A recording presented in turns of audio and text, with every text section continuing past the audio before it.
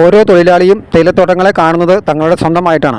ആ യുക്തി ഒരിക്കലും മാറില്ല എന്നുറപ്പിച്ച മുതലാളിമാർ ഇതെല്ലാം നിങ്ങളുടേതാണ് എന്ന മോഹന വാഗ്ദാനം നൽകിയാണ് തൊഴിലാളികളെ ഇന്നുവരെ തങ്ങളുടെ അടിമകളാക്കി വരുന്നത്. സ്വത്തും ലാഭവും മാത്രമല്ല, 4 തലമുറകളായി തോട്ടങ്ങളുടെ സംരക്ഷകരായ അടിമകളെ കൂടിയാണ് ഈ സംവിധാനം വഴി അവർ നേടിയെടുത്തത്. പല കാലങ്ങളിൽ തമിഴ്നാട്ടിൽ നിന്നും മറ്റും എത്തിയ തൊഴിലാളികളാണ് ഹൈറേഞ്ചിലെ തോട്ടം തൊഴിലാളികൾ. അന്നു മുതൽ ഇവർ താമസിക്കുന്ന ഇടങ്ങളാണ് ലയങ്ങൾ.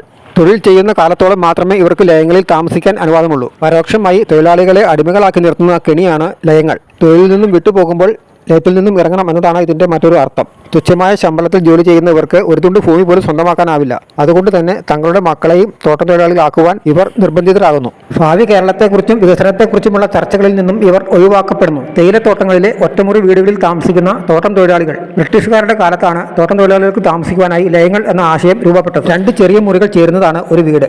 ഒരു ലയത്തിൽ 5 മുതൽ 10 വരെ വീടുകൾ ഉണ്ടാവും. പ്രളയമോ മറ്റ് പ്രകൃതി ദുരന്തങ്ങളോ ഉണ്ടാകുമ്പോൾ മാത്രമാണ് ഈ മനുഷ്യരെക്കുറിച്ച് പൊതുസമൂഹം ചർച്ച ചെയ്യപ്പെടുന്നത്.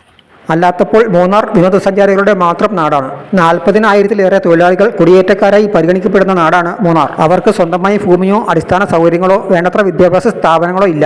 ഭൂമിയും തൊഴിലും കൂലിയുമായി ബന്ധപ്പെട്ട് പല അവകാശ സമരങ്ങളും ഉയർന്നു വന്നെങ്കിലും ഈ തൊഴിലാളികളുടെ ജീവിതം ഒരു മാറ്റവുമില്ലാതെ അതേപടി തുടർന്നു. ബ്രിട്ടീഷുകാരുടെ കാലം മുതൽ തുടങ്ങിയ അടിമ ജീവിതമാണ് തോട്ടങ്ങളിലെ പല തൊഴിലാളികളും തുടരുന്നത്. കാര്യങ്ങൾ ഇങ്ങനെയൊക്കെ ആണെങ്കിലും ഇവിടുത്തെ തൊഴിലാളികൾക്ക് ആർക്കും ഇവിടുത്തെ ജോലി വിട്ട് മറ്റൊരു ജോലിക്ക് പോകുവാനുള്ള അവസ്ഥയില്ല. അതിന് കാരണം ലയങ്ങളാണ്. ഓരോ തേയിലത്തോട്ടങ്ങളും ഇവരുടെ അപ്പന്മാരുടെ വിയർപ്പിൽ നിന്നും ചോരയിൽ നിന്നും കണ്ണീരിൽ നിന്നും കടുത്ത അധ്വാനത്തിൽ നിന്നും നിർമ്മിച്ചെടുത്തവയാണ്. അതുകൊണ്ട് തന്നെ അതിനെ സംരക്ഷിക്കേണ്ടത് കാലാകാലം അവരുടെ ചുമതലയായി മാറി. ഭാവി കേരളത്തെക്കുറിച്ചും വികസനത്തെക്കുറിച്ചും ചർച്ച ചെയ്യുമ്പോൾ തോട്ടം തൊഴിലാളികളെ കൂടി ഓർത്താൽ നന്നായിരിക്കും.